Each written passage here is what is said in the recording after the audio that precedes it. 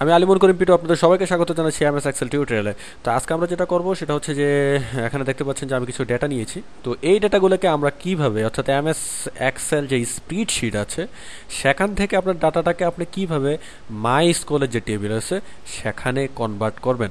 অর্থাৎ হচ্ছে এখান থেকে আপনি ডাটা নেবেন, সেটা যদি আপনি মাই স্কুল যে টেবিল আছে সেই টেবিলে যদি আপনি কনভার্ট করতে চান বা ওইখানে যদি ইনপুট করতে চান তাহলে সেটা কিভাবে করবেন। ধরুন যে এখানে আমার যে স্প্রেডশিট আছে এখানে lack of data in here, যদি অনেক ডাটা থাকে তো এই অনেকগুলো ডাটাকে যদি আপনি মাই স্কুলের টেবিলে যদি ইন্ডিভিজুয়ালভাবে ইনপুট করতে যান তাহলে সেটা আসলে করাটা খুবই বলবো যে কষ্টদায়ক। যে আসলে যে মাই স্কুল টেবিল আছে সেখানে ইন্ডিভিজুয়ালভাবে একটা একটা করে ডাটা ইনপুট করা সেটা অনেক কষ্টকর। তো এক্সেল থেকে আমরা সেই সুবিধাটা আছে যে এক্সেল থেকে আমরা সরাসরি যে ফাইলটা আছে সেই ফাইলটা নিয়ে ইনপুট করে দিব মাই স্কুল ডাটাবেজে। তো সেটা কিভাবে করব, তো সেটা করার জন্য অলরেডি আমি একটা চার্ট করে রেখেছি। এখানে দেখতে পাচ্ছেন যে মান্থ কিছু দেওয়া হয়েছে, মান্থের এগেনস্টে মানি এবং মানিও কিছু দেওয়া হয়েছে, অর্থাৎ অনেকগুলো টাকার যে অ্যামাউন্ট আছে সেটা ইউএস ডলারে দেওয়া আছে। তো এখন আমি এটা প্রথমে আমাকে যেটা করতে হবে, অর্থাৎ আমি যদি এই স্প্রেডশিটটাকে মাই স্কুল টেবিল যেটাতে আছে সেই টেবিলে যদি আমি কনভার্ট করতে চাই তাহলে আমাকে যেটা প্রথমে করতে হবে সেটা হচ্ছে আমাকে সেভ করতে হবে। তো সেভ করার জন্য আমি এই কোনায় আমার চলে যাব হচ্ছে সেভ এজে যাওয়ার পরে আপনারা যখন এখানে আসবেন আপনারা সবসময় দেখেন যেটা সেটা হচ্ছে যে সেভ এজ টাইপ, এটা সবসময় এক্সেল ওয়ার্ক বুক থাকে, তার মানে সেটা হচ্ছে ডিফল্ট টাইপ হিসেবে আসলে সেভ এজ টাইপটা থাকে হচ্ছে এক্সেল ওয়ার্কবুক। কিন্তু ফাইল নেমটা আমি প্রথমে চেঞ্জ করি। ফাইল নেমটা আমি দিব হচ্ছে কি, ধরুন মানি এমু সরি ওয়াই, আচ্ছা মানি। আর এখানে যে সেভেজ টাইপটা হচ্ছে আজকে কিন্তু সেটা এক্সেল ওয়ার্ক বুক হবে না, আজকে আপনাকে সে সেভেজ টাইপটা চেঞ্জ করতে হবে। তো আপনি যখন ক্লিক করবেন তো এখানে দেখতে পাচ্ছেন যে অনেকগুলো এক্সেল যে সেভেজ টাইপ আছে। তো সেখান থেকে আপনি কোনটা চুজ করবেন। আপনাকে যদি চেঞ্জ করতে হয় অর্থাৎ আপনাকে এমএস এক্সেল স্প্রেডশিট থেকে যদি আপনাকে সেই ডেটাটাকে মাই স্কুল টেবিলে কনভার্ট করতে হয় তাহলে আপনাকে চুজ করতে হবে এখানে সিএসভি কমা ডিলিমিটেড। সিএসভি কিন্তু অনেকগুলো আছে, এখানে দেখেন যে সিএসভি এমএস ডস অনেকগুলো আছে। তো আপনাকে কিন্তু অবশ্যই সিলেক্ট করতে হবে কমা ডিলিমিটেড, সিএসবি কমা ডিলিমিটেড। যখন আপনি এখানে ক্লিক করবেন অর্থাৎ এখানে দেখেন যে সেভ এস টাইপটা চেঞ্জ হয়ে গেছে। তো চেঞ্জ হয়ে যাওয়ার পরে এটা আপনার just I am going to select save it in my desktop. তো এটা হচ্ছে আমার ডেস্কটপে আমি এখন সেভ করব। তো ফাইল নেমটা আমি আবার চেঞ্জ করে দিই, কারণ সেই নামে অলরেডি আমার একটা ডেটা ফাইল নাম আছে। তো অন্য একটা নাম দিই, কি নাম দিব, কামাল, আচ্ছা কামাল একজনের নামই দিলাম। আচ্ছা, তো ফাইল নেমটা নেওয়ার পর আমি সেভ করলাম। তো এখানে আমাকে একটা অ্যালার্নিং দিচ্ছে যে কি করতে হবে, এটাকে ফাইল যেটা আমি সিলেক্ট করব সেখানে আসলে এই কালারগুলো যাবে না, তারপরে হচ্ছে এই স্ট্রাকচারটা যাবে না। অর্থাৎ এখানে এমএস এক্সেলে আপনি দেখতে পাচ্ছেন যে আমি যে সেলগুলো যে ডিজাইন আছে সেই ডিজাইনগুলো কিন্তু একই রকম আপনার নোটপ্যাডে যাবে না। অর্থাৎ আমার যে সিএসবি ফাইলটা আছে অর্থাৎ সিএসবি কমা ডিলিমিটেড যে ফাইলটা আছে সেটা কিন্তু নোটপ্যাডে খুলবো। তো এটা একটু পরে একটু দেখতে পারবেন। তো আমি জাস্ট এখানে ওকে এবং এখানে ইয়েস ক্লিক করি। তো ক্লিক করার পর আমি এটাকে মিনিমাইজ করে ডেস্কটপে চলে আসি। তো ডেস্কটপে চলে আসার পর এখানে দেখতে পাচ্ছেন যে আমার কামাল নামে যে আমি ফাইলটা সেভ করলাম সেটা এখানে আছে। তো এটার উপরে আপনি মাউসের রাইট বাটন ক্লিক করে ওপেন উইথে যে নোটপ্যাড দিয়ে যখন ওপেন করবেন তো এখানে দেখতে পাচ্ছেন যে এটা আসলে খুবই অর্ডিনারি একটা ডাটা, অর্থাৎ এখানে কোনো ডিজাইন নাই যেটা লাইক এস দিস ডিজাইন। অর্থাৎ এই এক্সেল স্প্রেডশিটের যে ডিজাইনটা ছিল সেই ডিজাইনটা কিন্তু আপনি নোটপ্যাডে দেখতে পাচ্ছেন না। তো আসলে নোটপ্যাডের যে আসলে যে মাই স্কোয়াল অর্থাৎ মাই স্কোয়াল যে টেবিল আছে সেটাতে আসলে এই ডিজাইনগুলো লাগে না। তো সেই জন্য ডিজাইনটা নাই আসলে নোটপ্যাডে।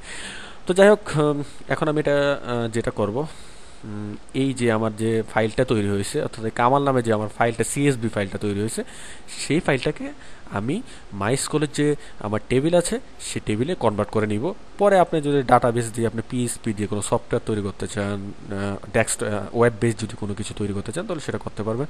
তো সেটা করার জন্য আমি এখানে যে কোনায় যে আমার স্টার্ট বাটন আছে সেখানে ক্লিক করে আমি এখন ওয়ার্ম সার্ভারকে অন করব। অর্থাৎ আমার কম্পিউটার যে ওয়ার্ম সার্ভার আছে, তো আপনার কম্পিউটার যদি ওয়ার্ম সার্ভার থাকে তাহলে ওয়ার্ম সার্ভার আপনি অন করুন, স্টার্ট ওয়ার্ম সার্ভার। ইয়েস। আচ্ছা, তো ওয়ার্ম সার্ভারটা আসলে কোনায় আসে, কোনায় আসার পরে এখানে দেখতে পাচ্ছেন যে ওয়ার্ম সার্ভার চলে আসছে।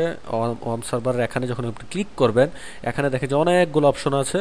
তো এখানে অনেকগুলো অপশনের পর আপনি যেখানে যাবেন সেটা হচ্ছে পিএসপি মাই অ্যাডমিন। তো পিএসপি মাই অ্যাডমিনে ক্লিক করার পরে পিএসপি যে শিটটা আছে সেটা চলে আসছে, অর্থাৎ পিএসপি যে আমার যে ফ্রন্টটা আছে সেটা চলে আসছে।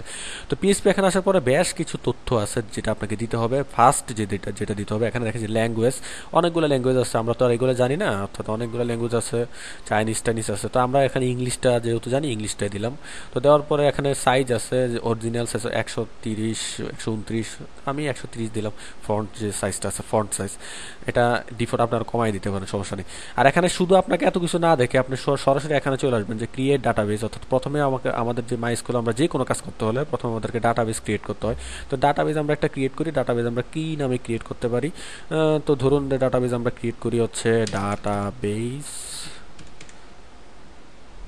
এসকিউএল নামে। সম্ভবত আমার আরেকটা ডাটাবেস আগে একটা দেওয়া হয়েছে, তো আমরা এটা SQL 3 দেই। তো 3 দিয়ে আমি ক্রিয়েট ডাটাবেস দিলাম, তো ক্রিয়েট দিলাম।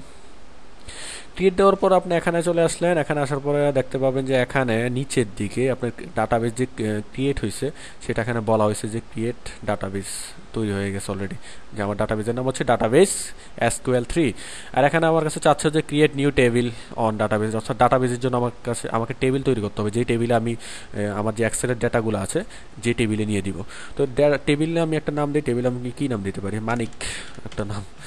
আচ্ছা, তো নাম দেওয়ার পর এখানে নাম্বার অফ ফিল্ড মানে হচ্ছে নাম্বার অফ অ্যাট্রিবিউট আসলে। যেমন ধরুন যে এখানে কয়টা অ্যাট্রিবিউট আছে, এখানে আসলে দুটো অ্যাট্রিবিউট আছে, একটা হচ্ছে মানি, একটা মানি আছে, এটা হচ্ছে আমার অ্যাট্রিবিউট, আর একটা হচ্ছে মান্থ আর একটা হচ্ছে মানি। এই দুইটা অ্যাট্রিবিউট আছে, তাই না?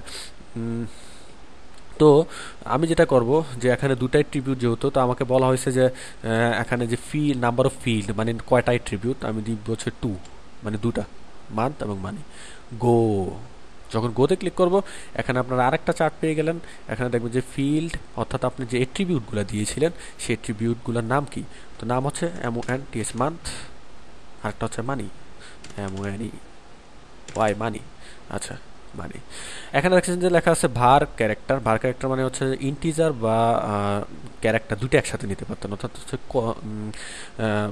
ভার ক্যারেক্টার মানে হচ্ছে যে আপনি ইন্টিজার এবং ক্যারেক্টার একসাথে নিতে পারবেন। ধরেন 00 হচ্ছে এখানে ক্যারেক্টার, আর 00 হচ্ছে এখানে ইন্টিজার, অর্থাৎ ক্যারেক্টার এবং ইন্টিজার একসাথে নিতে পারবেন। তা এখানে অনেকগুলো অপশন আছে, আমি সবসময় প্রেফার করি হচ্ছে ভার ক্যারেক্টার। তো এখানে লেন্থ আপনি দেন, অর্থাৎ যে মান্থ লেখছেন জানুয়ারি লিখতে কয়টা ওয়ার্ড লাগে, তো লেন্থ হচ্ছে ধরুন দিলেন 20, আর এটা দিলাম হচ্ছে আমি আবার 20।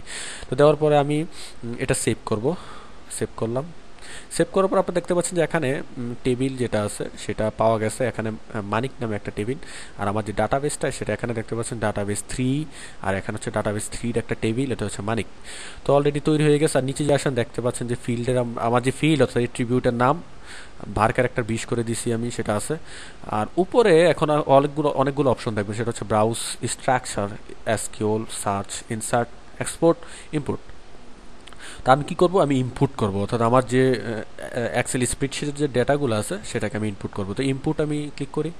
ইনপুটে ক্লিক করার পর আপনার location of the text file, অর্থাৎ কোথায় আপনার যে টেক্সটটাকে আপনি রেখেছেন, কোথায় আপনি আপনার ফাইলটাকে রেখেছেন যেটা আপনি ইনপুট করবেন সেটা যাচ্ছে। তো ব্রাউজে ক্লিক করে আমি এখান থেকে কোনটা করেছিলাম সেটা ছিল হচ্ছে কামাল নামে যে CSV ফাইলটা আমি সেটা ওপেন করব। ওপেন করার পর আমি নিচে চলে যাব। নিচে চলে যাওয়ার পর এখানে একটা অপশন আছে, সেটা হচ্ছে যে ফরম্যাট অফ ইনপুট ফাইল, সেটা CSV দেওয়া আছে, এটা চেঞ্জ করে দেন। এটা দিবেন হচ্ছে CSV ইউজিং লোড ডাটা, কারণ আমি ডাটা লোড করছি। এটা করার পর নিচে চলে আসেন, এখানে একটা অ্যাপোস্ট্রোফি সাইন দেখছেন, তো এটা কেটে দেন, কেটে দিয়ে এখানে কমা দেন। এখানে যদি আপনি অ্যাপোস্ট্রোফিটা না কাটেন তাহলে কি ঘটনা হবে জানেন? সেটা হচ্ছে যে প্রথম যে আপনার অ্যাট্রিবিউট আছে, অর্থাৎ টেবিল যে কলাম আছে, প্রথম কলামটাকে সে পুরোটা সিলেক্ট করবো, দুইটা কলামে আসবে না। অর্থাৎ মান্থ এবং মানি নামে যে দুটো অ্যাট্রিবিউট আছে সেখানে মান্থ নামে যে অ্যাট্রিবিউটটা আছে সেখানে আপনার সব অ্যান্সার চলে আসবে। তো কমাটা যে চেঞ্জ করে আমি কমা দিলাম, তার মানে দুটাতে ভিন্ন ভিন্নভাবে যাবে। এখন যখন আপনি গোতে ক্লিক করবেন তখন দেখতে পাচ্ছেন যে একটা নোটিফিকেশন আসছে, সেটা বলা হচ্ছে যে input has be successfully finished, মানে আমি অলরেডি শেষ করে ফেলেছি। তো করার পর এখন আমি দেখতে চাচ্ছি যে আসলে শেষ হয়েছে কি হয় নাই। তো সেটা দেখার জন্য আপনি ব্রাউজে ক্লিক করেন, ব্রাউজে ক্লিক করে নিচে চলে আসেন, দেখেন যে আপনার ডেটাবেসে সেটা চলে আসছে। তো দেখতে পেলেন যে কিভাবে আমরা আমাদের যে ডেটা আছে এক্সেল স্প্রেডশিটের যে ডেটা আছে সেটা কিভাবে আমরা মাইস্কুয়েল টেবিলে কনভার্ট করব। তো এখানে আপনারা দেখতে পাচ্ছেন যে একটা জিনিস বাকি আছে, সেটা হচ্ছে যে মান্থ এবং মানি, অর্থাৎ আমার নোটপ্যাডের যে অ্যাট্রিবিউটগুলো ছিল সেটা চলে আসছে, সেটা কেটে দেন। কেটে দেওয়ার জন্য এখানে ক্রস সাইন আছে, ওকে ওকে দেওয়ার পরে দেখেন যে এটা গেছে, কোথাও কেটে যাওয়ার পরে বাকি ডেটাগুলো চলে আসছে। তো এইভাবে আপনি আপনার যে এক্সেল স্প্রেডশিট আছে সেখান থেকে ডেটাটাকে মাইস্কুয়েল টেবিলে কনভার্ট করতে পারবেন। তো এই টিউটোরিয়ালটি দেখার জন্য ধন্যবাদ। পরবর্তী টিউটোরিয়াল দেখার জন্য আমন্ত্রণ জানিয়ে আমি শেষ করছি। আলিমুন করিম পিটু। তো পরবর্তী টিউটোরিয়াল দেখার আমন্ত্রণ রইল। আল্লাহ হাফেজ।